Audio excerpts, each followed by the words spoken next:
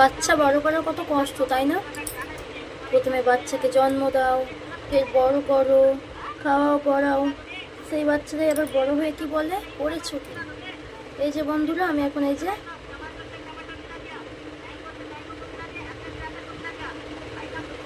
এই বাচ্চাকে দুধ খাওয়াচ্ছি।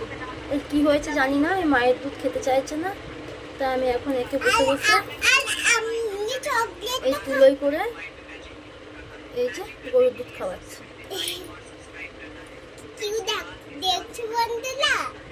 এর মা তো আর এরকম যত্ন করে খাওয়াতে পারবে না, তাই আমিই খাওয়াচ্ছি একে। কাল থেকে এই যে পুচকিপাড়া,